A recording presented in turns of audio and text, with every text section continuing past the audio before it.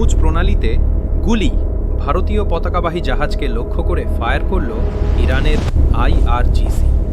কিন্তু প্রশ্ন হল, আন্তর্জাতিক জলপথে কেন এই হামলা, আর ভারত কেন সঙ্গে সঙ্গে কড়া পদক্ষেপ শনিবার 18 এপ্রিল হরমুজ প্রণালী দিয়ে যাওয়ার সময় দুটি ভারতীয় জাহাজ সানমার হেরাল্ড এবং জগ আর্নব হঠাৎই মুখোমুখি হয় ইরানের আইআরজিসি নৌবাহিনীর গানবোটে।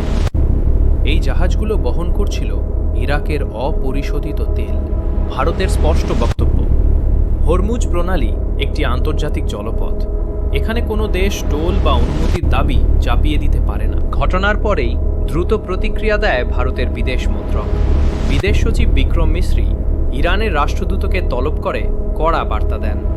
কেন এত গুরুত্বপূর্ণ এই হরমুজ প্রণালী? কারণ ভারতের আমদানিকৃত তেলের বড় অংশ এই পথ দিয়েই আসে। শুধু কূটনীতিতেই নয়, সরকারি স্তর ছাড়িয়ে মাঠেও নামল ভারত।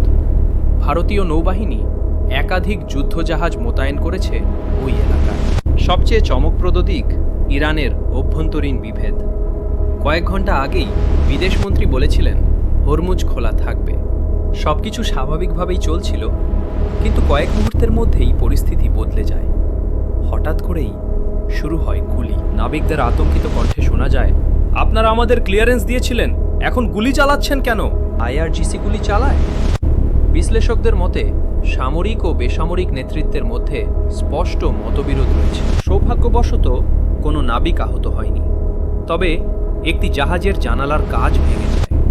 পরিস্থিতি এতটাই ভয়াবহ হয়ে ওঠে যে দুই জাহাজকেই পিছিয়ে যেতে বাধ্য করা হয়। এই পথ বন্ধ হয়ে গেলে তেলের দাম বাড়বে, সরবরাহে সমস্যা হবে, আর সরাসরি প্রভাব পড়বে ভারতের অর্থনীতিতে। এই মুহূর্তে ভারত পরিস্থিতির ওপর কড়া নজর রাখছে। কূটনৈতিকভাবে সমাধানের চেষ্টা চলছে, কিন্তু একটাই বার্তা পরিষ্কার, ভারত তার জাহাজ ও নাবিকদের নিরাপত্তা নিয়ে কোনো আপোষ করে না। এছাড়া 22টি ভারতগামী এনার্জি কার্গো জাহাজ চিহ্নিত করা হয়েছে, তাদের নিরাপদে ফেরানোর কাজ চলছে। এখন প্রশ্ন, হরমুজে এই উত্তেজনা কি বড় সংঘর্ষের রূপ নেবে, নাকি কূটনীতিতেই থামবে? আপনার মতামত কমেন্টে জানান।